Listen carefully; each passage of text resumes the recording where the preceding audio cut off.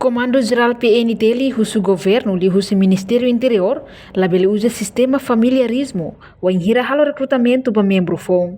Comandante-Geral Polícia Nacional Timor-Leste, Comissário-Geral Polícia Henrique da Costa, hatou informação na jornalista Sira e a Centro Formação Polícia Acadêmico Morodili. Terça-feira, loron sanulo resingida fulan fevereiro tinangne.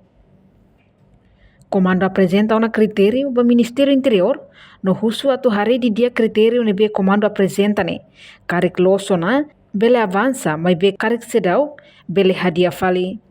Tamba comando geral hakarak, processo de recrutamento ba membro fonte ne.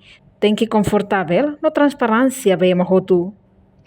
Husu mos be equipa trabalho, husu Ministério Interior, comando PNT inclui parceiros sira, nebe envolve o processo ne, tem que transparência.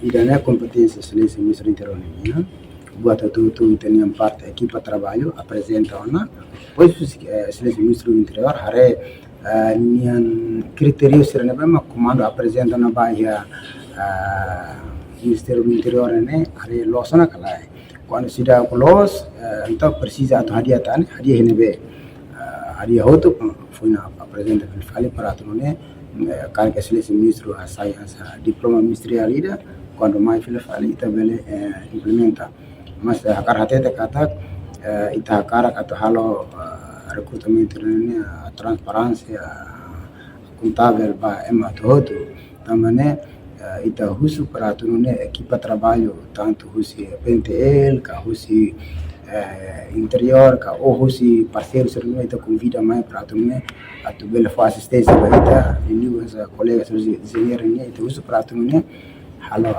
transparência ba comando atau Antônio ka José ka sesema ka passa ka liga ne bane ne laos competência aminian mas itu precisa atau ia do recrutamento atau ia do membro polícia para tornar bele halo serviços. Reportagem Melania Conceição, Televisão Timor Post. Janela informação ba emohoto atau tem informação atual dia kliu kita haluha hane yang botão subscribe like halo comentário no fahe tutang ba media sosial hotu.